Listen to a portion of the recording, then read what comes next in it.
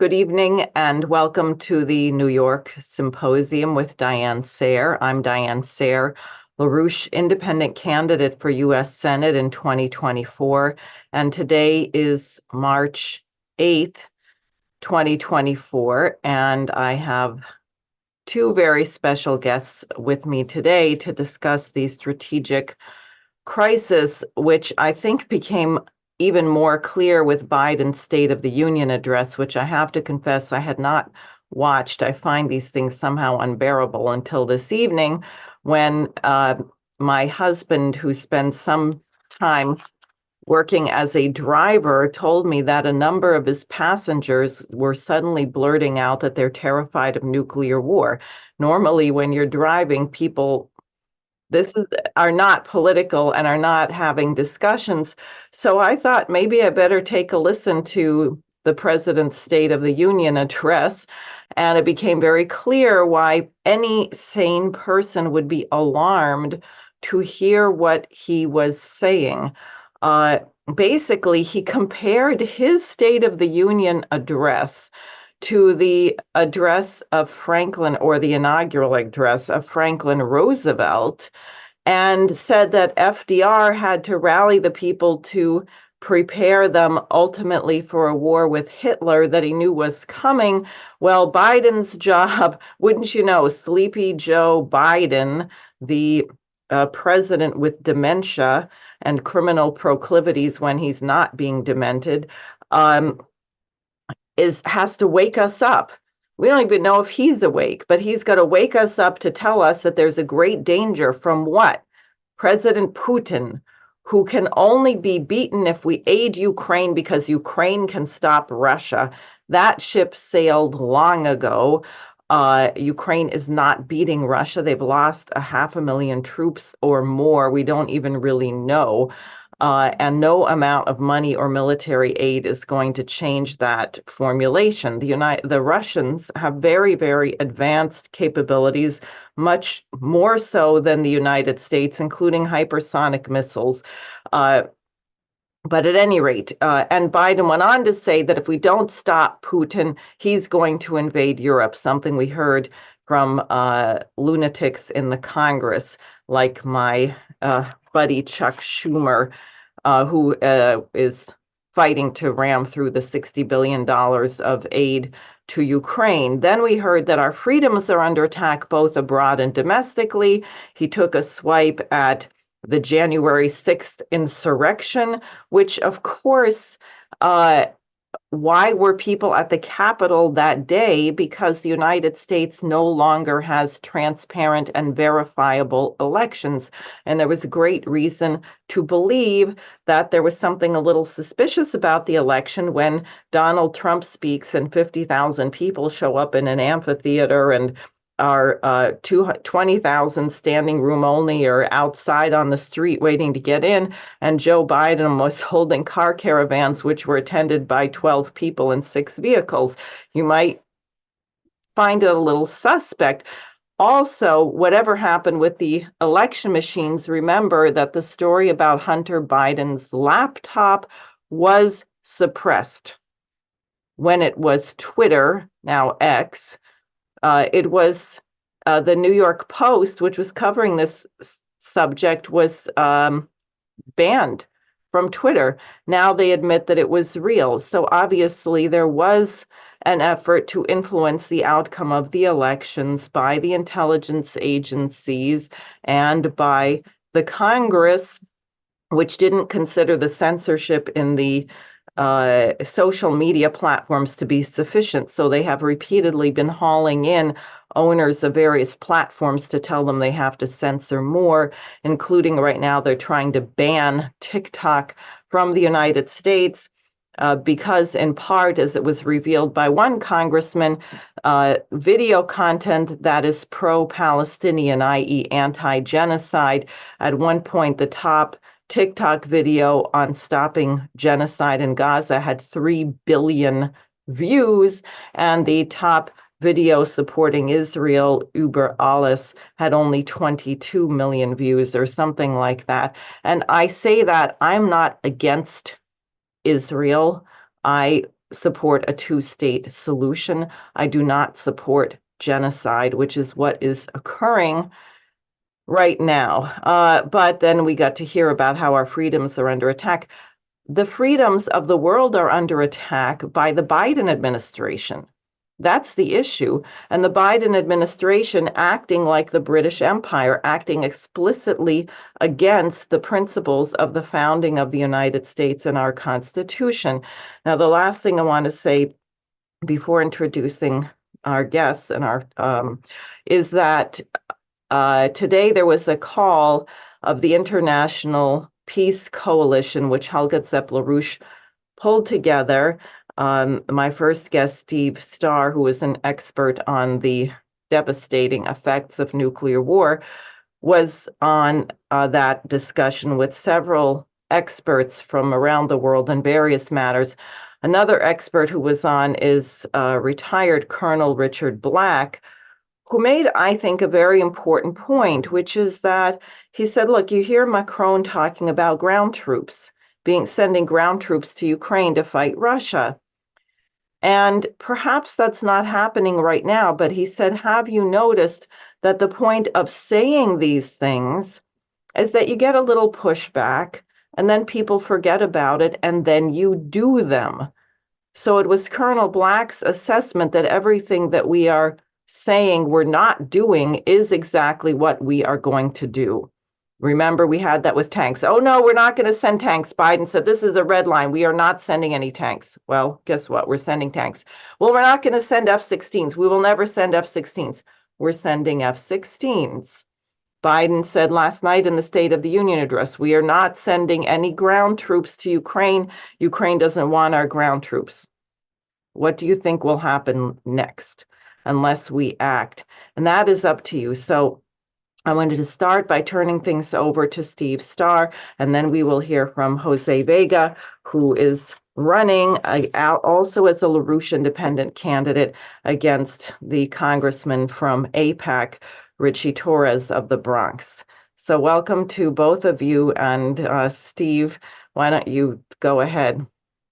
Thank you, Diane. As you mentioned, Macron it's not only once, but twice now, he's stated that French troops could be sent to Ukraine to essentially, his idea, I guess, is they would be a buffer that the Russians wouldn't dare to attack them. But in the course of a second announcement, he said there are no longer any red lines. So people here need to understand that Putin and Russia have been very clear. They've been explicit about the fact that they will not respect, they're not going to tiptoe around any NATO troops if they enter Ukraine. And there are so many false narratives going on today that I think people have no idea really what's going on. But the war in Ukraine has been described as a proxy war against Russia. You know, the US and the NATO are using Ukraine as a proxy to fight against Russia. But that's not really true.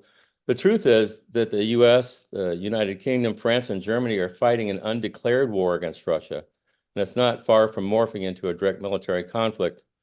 You know, since 2022, after the Russians destroyed virtually all of the Ukrainian surveillance capabilities, Ukraine has been provided 24/7 with continual aerial reconnaissance information from US AWACS, drones, and satellites that are used for targeting Russian troops and Russian targets in Crimea and even within Russia. Attacks have been made twice now against a strategic air base in Russia, where it's the only base where they base their largest strategic nuclear bomber.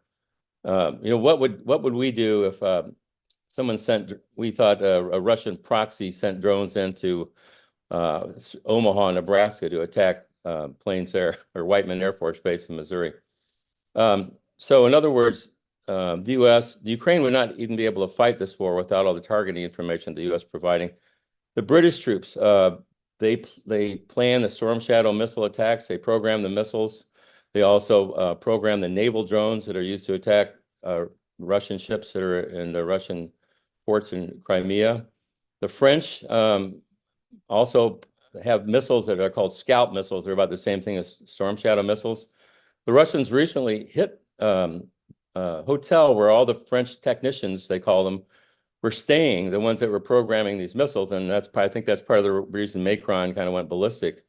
But in other words, and well, there was the conversation that was recently intercepted by the Russians that they published of the German generals that were talking about how they could use the German Taurus missiles, which are similar to the Storm Shadow. These are long-range cruise missiles that carry a large payload. And they were talking about attacking targets in Crimea, but also, what isn't well known is they were also planning attacks on targets in Russia, a large ammo depot. So we have the German military that are actively planning attacks on Russia, and Russia lost 27 million people in World War II. And their largest secular holiday is Victory Day, when all the people come out to remember their dead from that. So when they see German tanks fighting in Ukraine and they hear that Russian generals are planning attacks on Russia, this Medvedev, who was a former prime minister, and he's kind of like #2 man there, more or less. He heads their Security Council. He came out and said Germany needs to be denazified. That's the same term they're using against the goals of the special military operation in Ukraine. So I wanted to preface my talk with this information just to give you an idea of we really are in dire straits right now. And in a way, it's out of our control in a way. What if Macron does send troops there? Then I guess it's up to us whether or not we would want to come to their assistance. But Biden certainly seems like he would be more than willing to do so. So I did bring slides, and I want to talk about the effects of nuclear weapons. My first slide actually is a picture of a book that I just had published on nuclear high-altitude electromagnetic pulse. And what this means is that you can use a single nuclear weapon that detonated above the atmosphere where there's no effects from blast or fire, but it'll instantaneously, within a billionth of a second, create a gigantic electromagnetic pulse that will induce enormous voltages and currents into anything that's electrically conductive, especially power lines and telecommunication lines. Can you go to my next slide, please? That's my cover was taken from this photograph. This was a high-altitude nuclear detonation that the United States detonated about 800 miles away from Hawaii. They had to do it that far because if it would have been 400 miles closer, people could have suffered permanent retinal damage from it. It was a 3.8 megaton detonation, which is a very large weapon. But the nuclear weapons don't have to be that large. They can be even Hiroshima-sized weapons to create an EMP. Next slide, please. So one EMP can create, what it can do is it can destroy the entire U.S. power grid. This image shows in the center of the circle, there's actually a plus sign over the Yucatan Peninsula. That's where the detonation would occur. So it doesn't even have to be over the continental United States. But this would destroy all the large power transformers, or most of them, which are required for the transmission of long-distance transmission of electricity, 90% of it in the United States. Can you have the next slide, please? You can detonate a nuclear weapon over the eastern half of the U.S., and it'll destroy the grid over that part of the United States. And if you take out the large power transformers, you lose the ability to transmit electricity from the power stations to the end consumers. The reason you would detonate one, say, over the U.S. is because there's also an effect called the E1. That's the initial aspect of it. It not only destroys the large power transformers, but it destroys all the solid-state electronics. Could you go to the next slide, please? This image basically shows you where the importance of the transformers and where if you look at the red circles in it, those are where at the power plants, there's a large transformer, then the power is transmitted long distance, and then at the end of it, there are transformers where it's a step-down transformer, and it makes voltages that are usable for the end user. So if you eliminate those, you eliminate the ability to transmit it. You have the next slide, please. The large power transformers average like 400 to 800 tons. They're enormous. They're too large to be transported by rail. And this is a picture of one that was about 600 tons. Obviously, you can't airlift them. They have to be really slowly moved to where they're going to be replaced. But the current wait time for large power transformers is 18 to 24 months. and 80% or more are made overseas. There are some made in the US, but if there's no electricity, we won't be making any of them here. So with that long of a wait time, it would mean the United States would be without electricity for a year or longer. And everything we use is dependent on electricity. You're running water, you're being able to use your phone, your refrigerator, you have no heating or cooling. Our air, sea, and land transportation systems, our banking systems, you can't pump fuel out of the ground. It's all dependent on electricity. Can I have the next slide, please? I mentioned the E1 component. If you detonate a nuclear weapon over the eastern part of the US, it will induce 2 million volts and 5 to 10,000 amps into a medium distribution power line. And everything that's plugged into that, the grid at that point, if it's unshielded, will have all its solid state electronics fried. There's some pictures there of capacitors and relays that are burned up from, this was testing that they did out to verify the effects of this. Could I have a next slide, please? This image just sort of shows all the critical national infrastructure and how it's related. But I mean, it doesn't take a great deal of imagination to figure out, you know, in 2 or 3 days, there would be no food. There'd be no food being transported. There would be no refrigeration. There'd be no running water. Congressional report committee estimated that up to 90% of Americans would die. Can I have the next slide, please? The second part of my book has to do with the effects of EMP on nuclear power plants. And this is actually a little more controversial. So I've got 360 footnotes and 160 references in my book. But there's no nuclear power plant in the United States that's been designed or retrofitted to be resistant to EMP. The Nuclear Regulatory Commission believes that the plants are not susceptible to EMP. The United States Air Force had an electromagnetic defense task force that was formed at the Air University, and they forced the Nuclear Regulatory Commission to have hearings because they said, look, you have never done any comprehensive testing on the electronic components of your emergency power systems and your emergency cooling systems at these plants to show that they can withstand EMP. The Nuclear Regulatory Commission said, well, thanks for your concern, but you know, we're not worried about it. We're sure it's fine.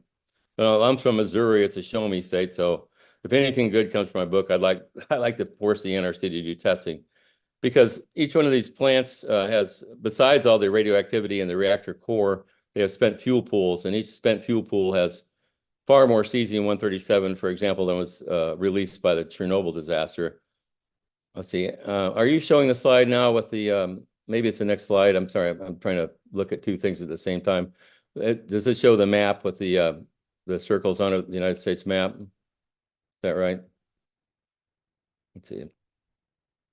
Oh, okay. Sorry. So go to the next slide. It's not just the United States that's in danger. Any unshielded nuclear power plants can be affected the same way. And as far as I know, France has never protected its nuclear power plants. A single nuclear detonation could cause up to 56 nuclear reactors to melt down in France. So, so that's one nuclear weapon detonated up above a country. Not even. So the next, I think go to this, maybe 2 slides from there. It's the map that shows the 2 red circles. I need to get my, see where you are. Let's see here. Okay, now I can see what you're doing. Sorry. I'm trying to juggle screens here.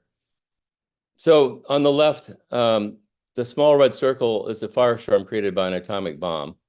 It'd be 4 square miles or 10 square kilometers. So it would be instantly set on fire. That's what happened in Hiroshima. That's about a 15 kiloton weapon. On the right is a thermonuclear detonation from, say, a Russian strategic nuclear weapon. This would create a firestorm that would cover 100 square miles or 260 square kilometers. So it would be instantly set on fire. And in a matter of 10 to 20 minutes, all the fires in this zone coalesce into a gigantic single firestorm with hurricane force winds. It will uproot trees at the periphery and the temperatures in the fire zone reach above the boiling point of water in about 10 to 15 minutes. No one in the zone is going to survive. It will suck all the oxygen out of deep shelters. And there have been a few besides Hiroshima and Nagasaki, there were some firestorms created by American firebombing in World War II in Tokyo and Dresden and Hamburg. In those cities, you couldn't even go into the fire zone with a tracked vehicle for a number of days because it was just too hot afterwards. You can have the next slide. I'm not sure if this will play or not, but if you click on it, I had a video of, okay. So this was a video of an American strategic nuclear weapon test in the Pacific. That's filmed 50 miles away from the camera at this point. This was in the megaton range. These palm trees were in the fire zone on the island, and in a second you'll see there's a blast wave that comes out at hundreds of miles an hour that moves out. You can see it on the surface of the water here as that circle that's spreading outward at the base of the fireball. In a second, you'll see it coming across the surface of the water. And this blast wave can knock down, if you're close to it, it just demolishes buildings and everything else. These trees, they've been set on fire by the heat. Here comes the blast wave, and it just blows everything apart. These are from test images. That was from one that the U.S. did in the Nevada desert. But that's a strategic nuclear weapon. That's what the U.S. and Russia each have, maybe not quite that big, but they each have about 1,000 of these weapons at launch-ready status that can be launched in 2 to 15 minutes. Can I have the next slide, please? Both Russian and American presidents are followed constantly by the nuclear briefcase, which is an automated computer device that allows them to give the permission to launch a nuclear attack in less than 1 minute. They can have a range of, they can order one bomb or up to the whole shebang. Next slide, please. This is an image of what happens when all this large nuclear war takes place. The smoke from the fires, if you have thousands of nuclear weapons that are each creating firestorms that are 100 miles in diameter, within a few days, the smoke that rises up into the stratosphere, and it'll form a global stratospheric smoke layer. And this will create temperatures that are so cold that it'll be below freezing every day in Central North America and Central Eurasia. This is from a Russian and American full-scale nuclear war. So obviously, you're not going to be able to grow any food for some time under those circumstances. Have the next slide, please. This is an image of what the sky would look like at noon with a stratospheric smoke layer created by a nuclear war. And scientists believe that it could take up to 10 years before it'd be warm enough to actually really grow crops again. You might be able to grow some food some places near the equator, but it would just be, they call it nuclear famine. That's the name of my website, nuclearfamine.org. And if you want more grim information about this, you can go to that. Next slide, please. The scientists recently did an estimate on the effects of a nuclear famine. They said it would cause at least 5 billion people to die from starvation. And so obviously we can't allow this to happen. We have these leaders that I'm not really sure our leaders are even aware of nuclear famine and the environmental consequences of nuclear war. A friend of mine, Greg Mello, who runs the Los Alamos Study Group, told me that, several years ago, he had a friend that was in touch with the Nuclear Weapons Council. They're the group that makes nuclear policy in the U.S. And they said, oh, we don't believe in nuclear winter. That's a disproved theory. So that's where we are with the science on that. And I have one last slide. And what I've been trying to tell people for 20 years is that there's no political or national goals that are worth risking the destruction of the human race. So I'm sorry, it's such a horrible topic, and I wouldn't be doing this if I didn't think we could stop this. I mean, that's why I admire Diane so much, and some of the people she's had on her show, because they're so committed to preventing this sort of thing. Well, thank you very much. I appreciate it. And I think sometimes what I have told people is the problem is not that things are as bad as you think. They're actually much worse than you think. So why don't you get your butt in gear and do something about it, as opposed to sitting there and wringing your hands. So with that, I'd like to hear what Jose's thoughts are, and then we can open this up for discussion and back and forth, since Jose, like myself, you are challenging the Goliath of the rotten political system with your lowly but well-placed strategic slingshot. So please Yes. go ahead. Well, I don't really know how to follow somebody who just told us that we might not even make it to November, let alone next month. And the consequences of that. I mean, what kind of elections are we going to hold in a nuclear winter? I, you know, um, so yes, I am a congressional candidate for New York 15. I'm a LaRouche independent candidate.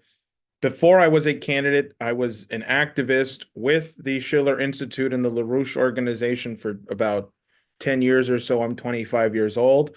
I can legally rent a car now, and I decided to run for Congress. Um, and in this time period of being an activist and being part of this movement, it has allowed me to build up a principle and a moral compass, a real moral compass. And this has led into what has now been popularized as the interventions that people have seen me go viral for, and people have seen me do.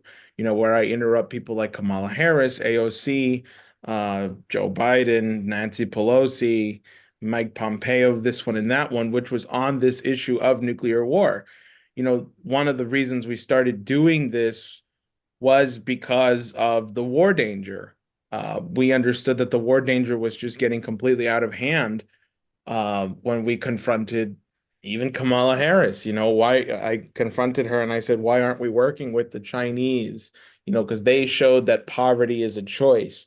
Or even 2 years before that, in 2019, in November, I confronted Adriano Espaillat and I said, why did the Congress fund Ukrainian neo-Nazis? Why did they fund a coup in Ukraine? And then his response at the time was, we're going to support the Kurds and the Ukrainians. And then this was, of course, pre-COVID. But it was very interesting that he said that, because then 2 years later, it would morph into the war going on or the special military operation going on in Ukraine right now by the Russians.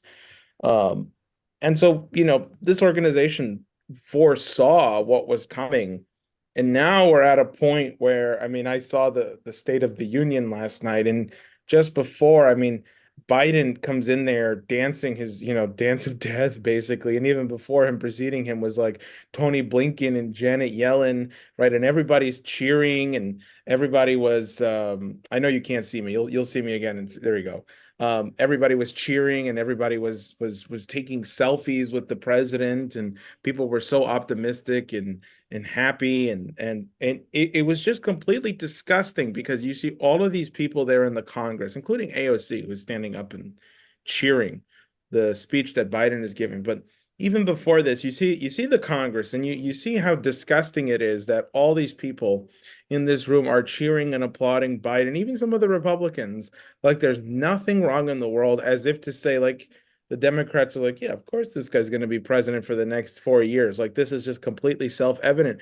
I mean, the blatant disrespect to the American public and to the American citizenry. They don't care about you. They don't, you are not a thought in their mind. You are just money bags to them. And it happens to be an election year where they pretend to care about you.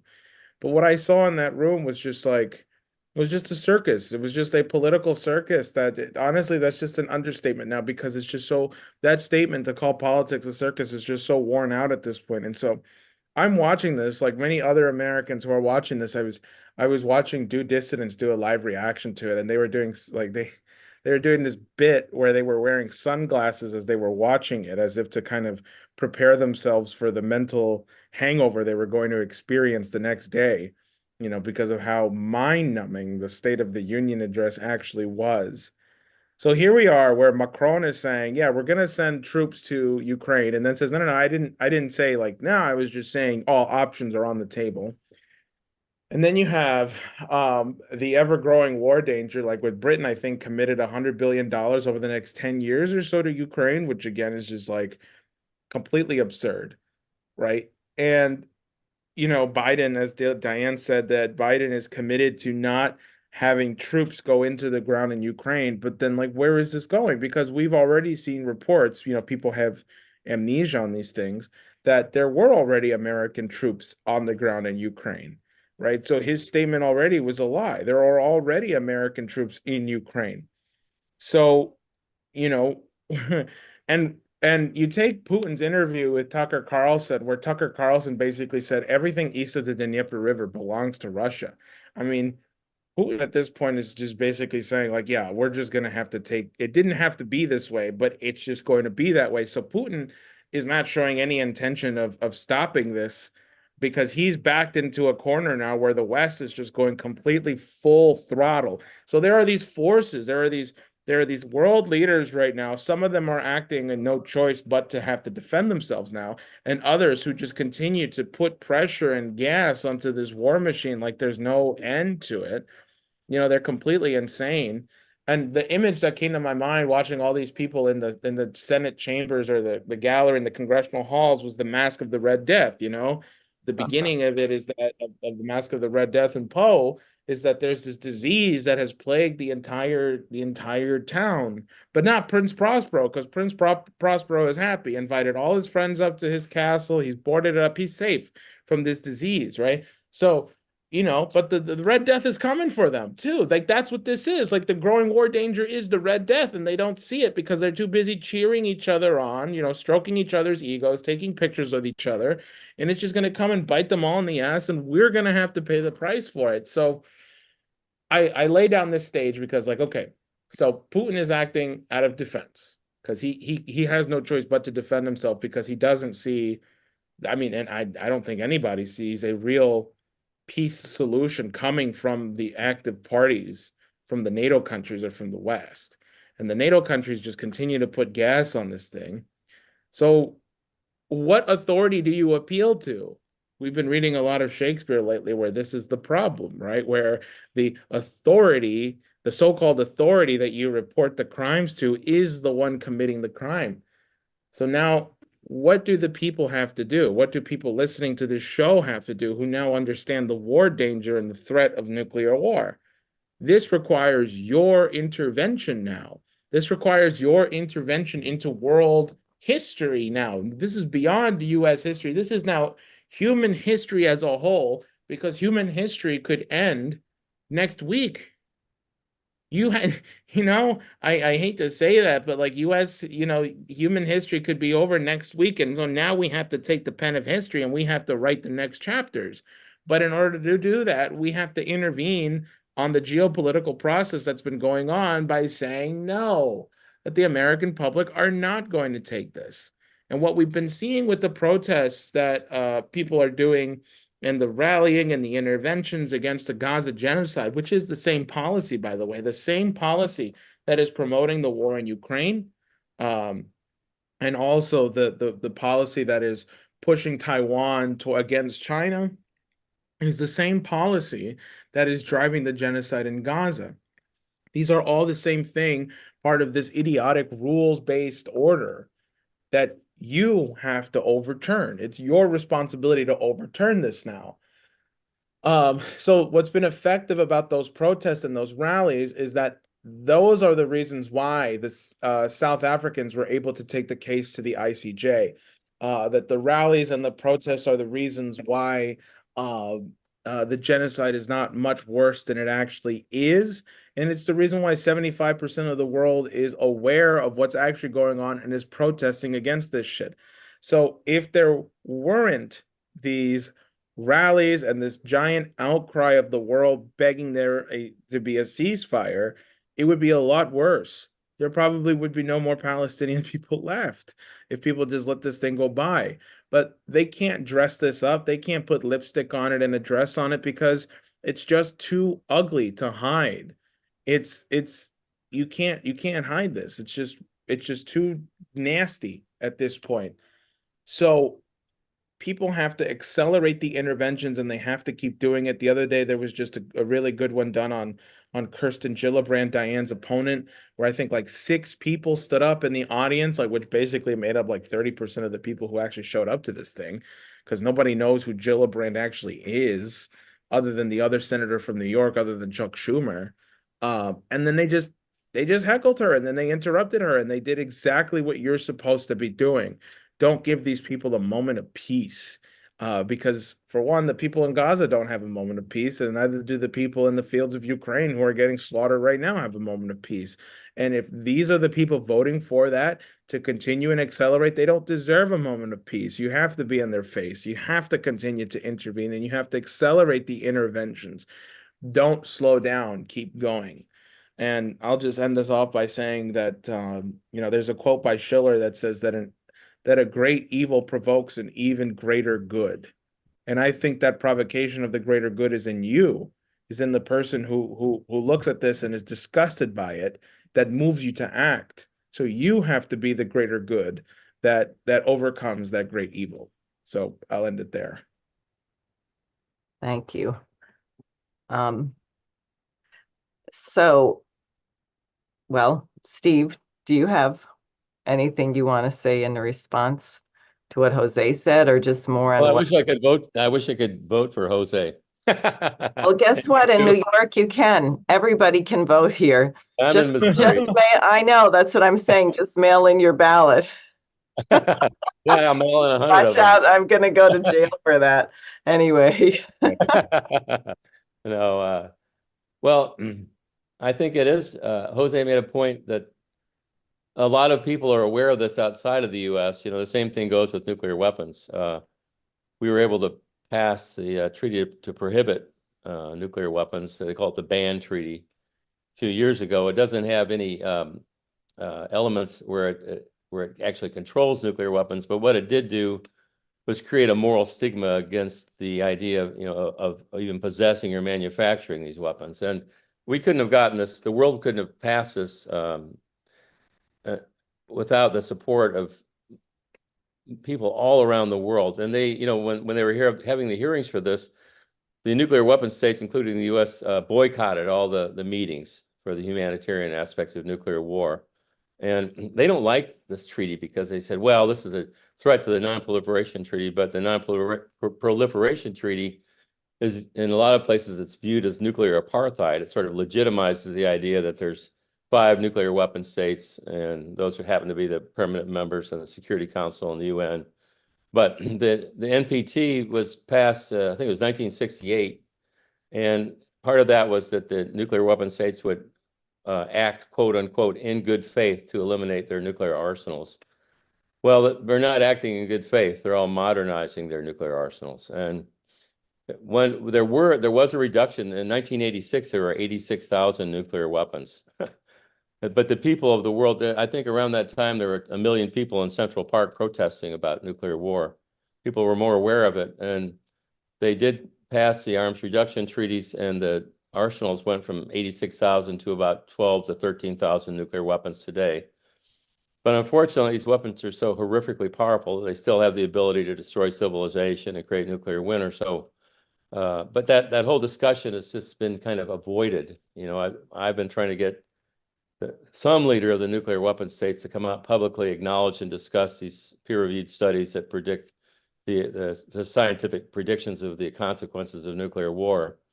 But it doesn't suit anyone's agenda, so that's sort of been hidden away. But there are, the majority of the people on this planet want nuclear weapons to go away. It's just, here's where we really got to start in the US, I think.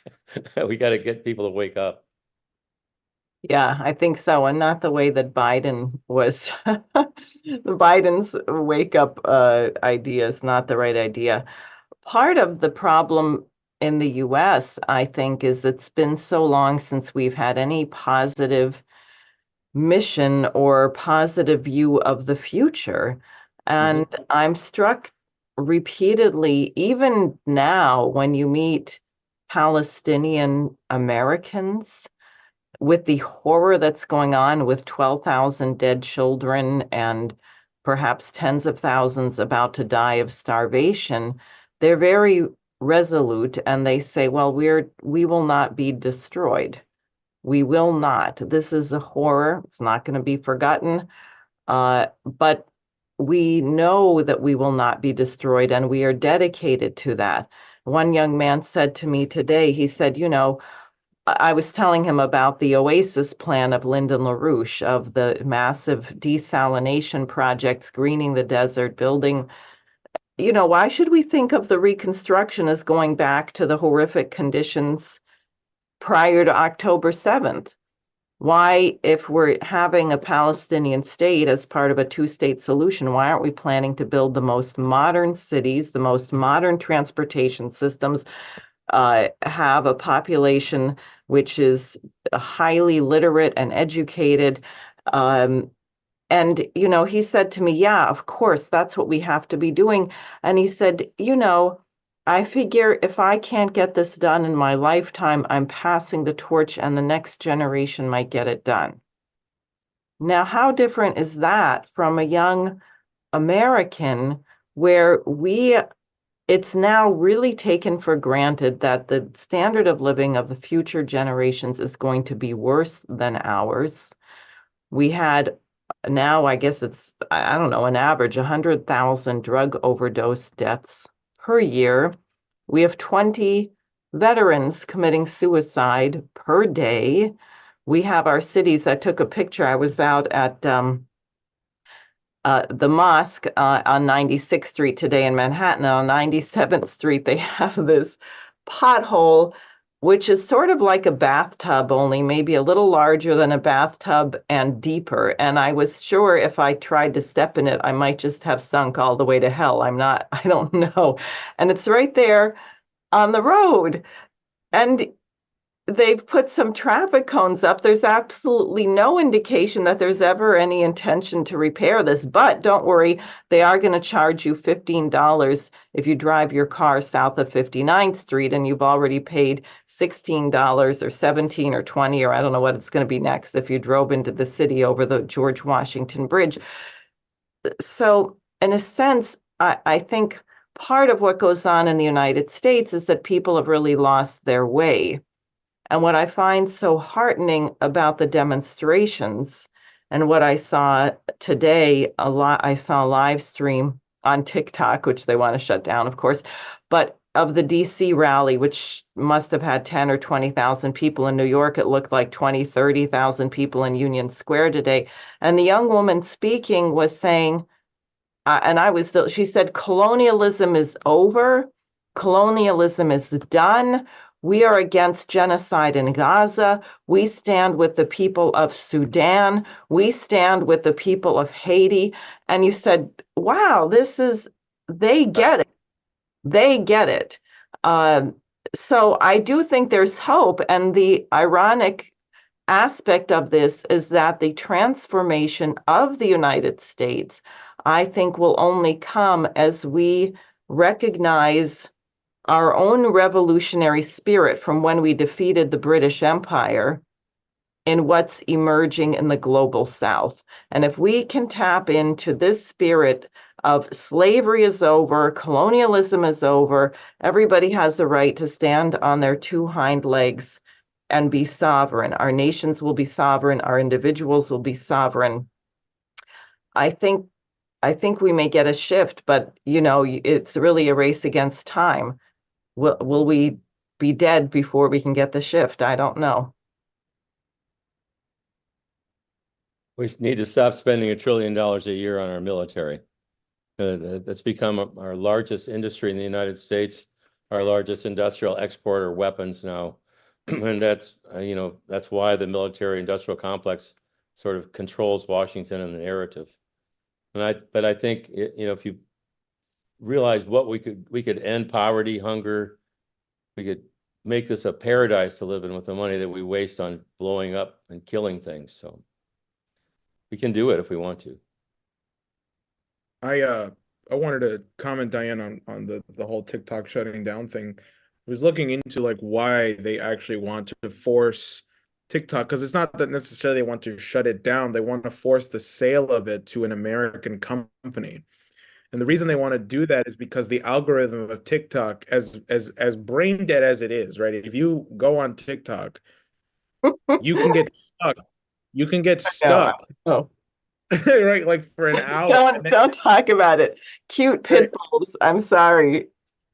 yeah, right. Because it knows what you want. It knows what you want to see. It's scary.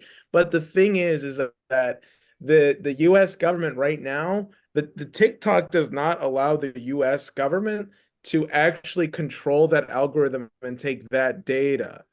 That's all it is, right? So they don't have access to a lot of the back end stuff that they do with the other social media companies, and that's what they're afraid of.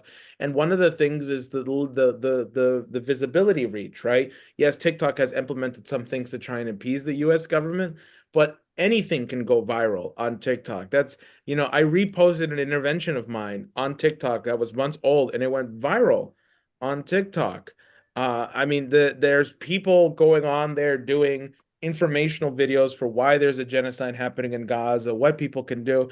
It has actually become a subversion where people are using it as an effective organizing tool. This is especially young people. And that's the problem. Diane and I are being shadow banned on our social media platforms on Facebook and Twitter.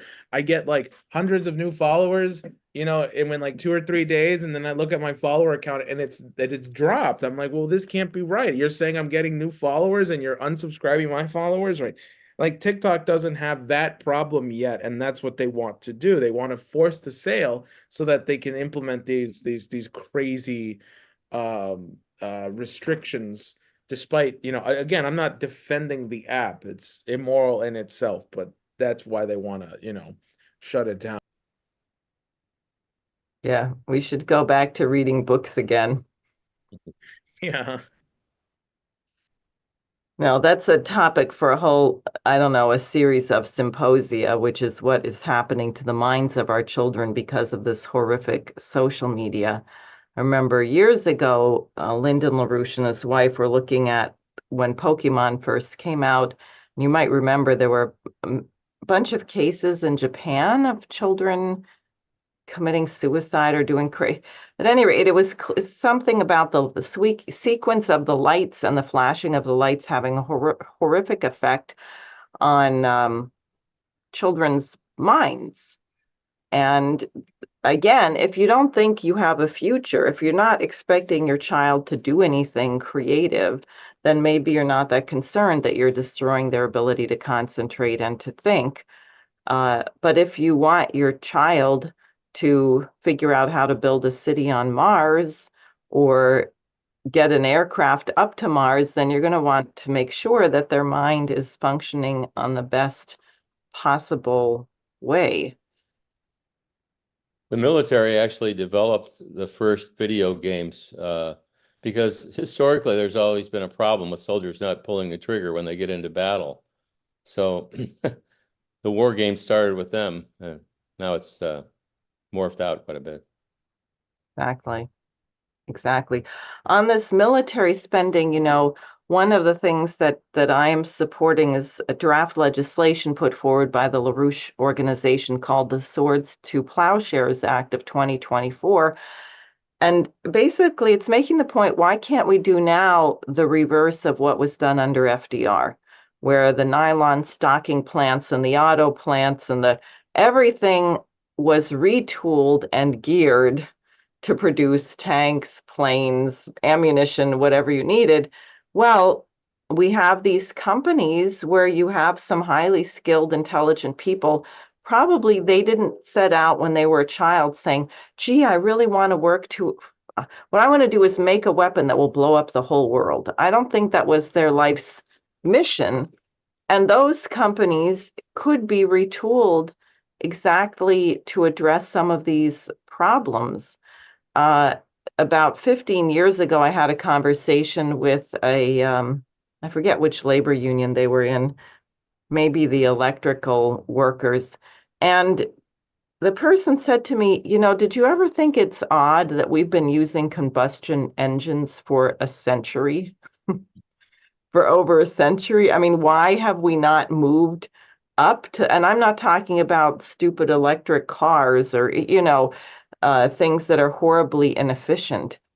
But it seems to me there are some things that we could do that would take a lot of the drudgery out of various things that all of us spend time every day doing to give us more time to work on our violin playing or our painting or our poetry or writing classical drama or learning new languages or studying biology or all of these things that human beings are inclined to want to do.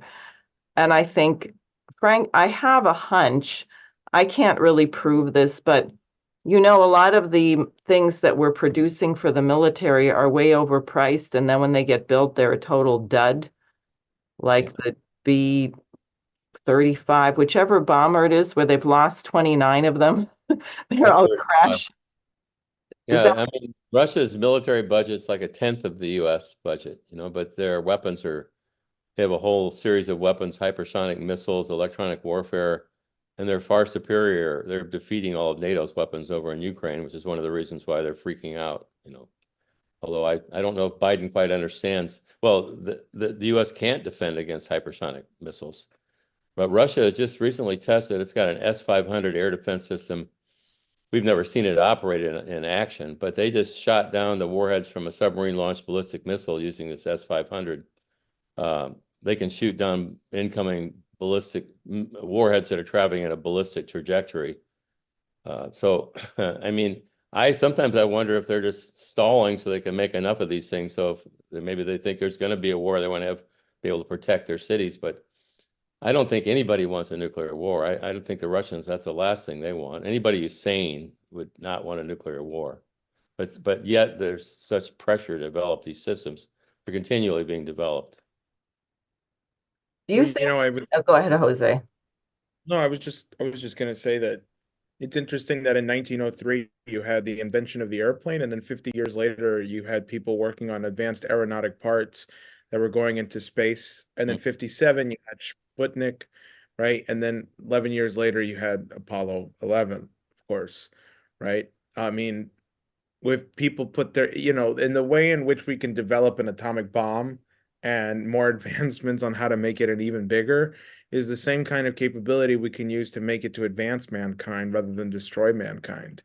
So, I mean, these things are possible. It's not like these things are hypothetical. They can be done. It's just, what if there was a Manhattan Project to feed everybody in the world and make sure that they could, be self-sufficient, right? Rather than a Manhattan Project to build an atomic bomb. This whole idea of hegemony is really part of the root cause of that we have to be dominant. We have to be number one. We have to be superior. We have the rules-based order, and it has to be our rules that everyone follows. And the rest of the world's sick of it, But the people in Washington, like you said, they're having their party, Prince Prospero, I think it's a great analogy. But I don't know. History is watching, as Biden said, but not with a kind eye. No, exactly. I went to a really wonderful concert last night of the Bach Mass in B minor, and I found it particularly gut-wrenching, the whole thing. But of course, every Mass, what does it start with? Kyrie eleison, have mercy on us, have mercy on us. And then the end of the Mass, Dona nobis pacem, give us peace. And I was thinking about Bach. It wasn't so long after the 30 Years' War, which was really 100 years of horrible, brutal religious warfare, and how much that was probably in the conscience of people from that time. If you see paintings from that time, everybody's missing arms and legs and walking on crutches and things like that. And it's very beautiful. And that's one thing, one part of the recovery, because if you think about how are we going to move the American people, how are we going to get them beyond protesting? Protesting is good. We absolutely should be protesting. I don't want to disparage anyone from going out in the streets. We have to intervene, as Jose has done a lot, and I have done some. And I would like it that no evildoer is allowed to get away with giving a speech anywhere where they lie. It just shouldn't be allowed to happen. Everyone watching this, you are responsible. If you hear someone lying, you have to get up and say something about it. You're not allowed. We cannot tolerate that.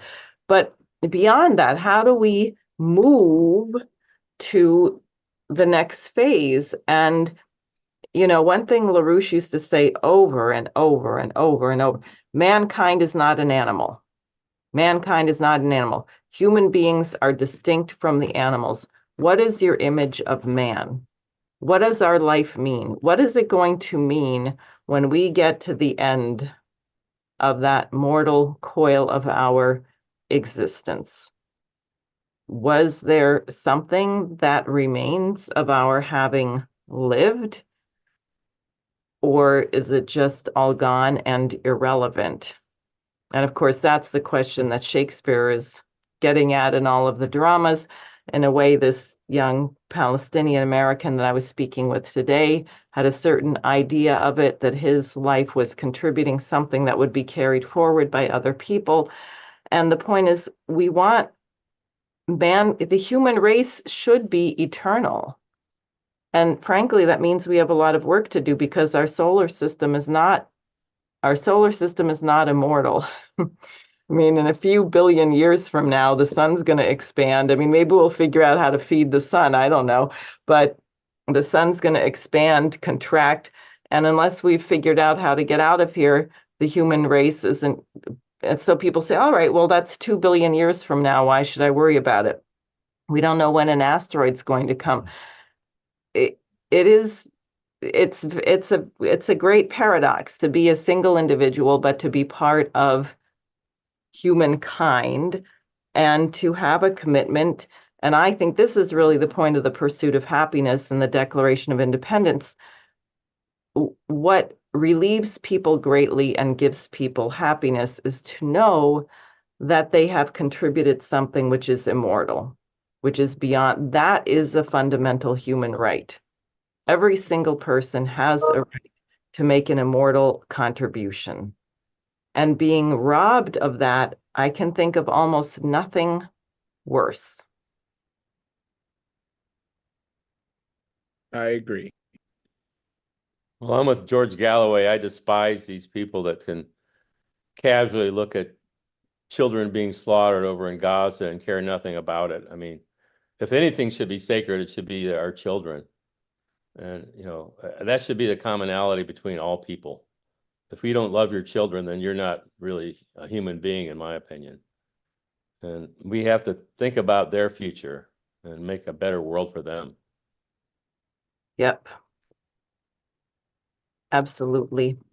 Well, I think that's a fitting place to conclude our discussion. Thank you, Steve, for sharing all that really scary stuff about the electromagnetic pulse weapons.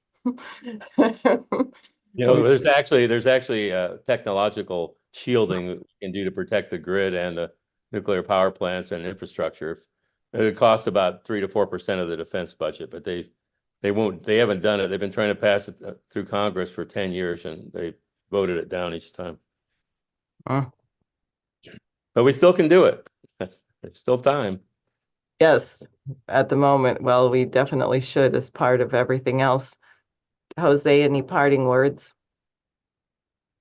Just keep intervening and intervene on behalf of the Oasis plan. If you want a better future, you need to have a conception of what a better future looks like in your mind already. Exactly.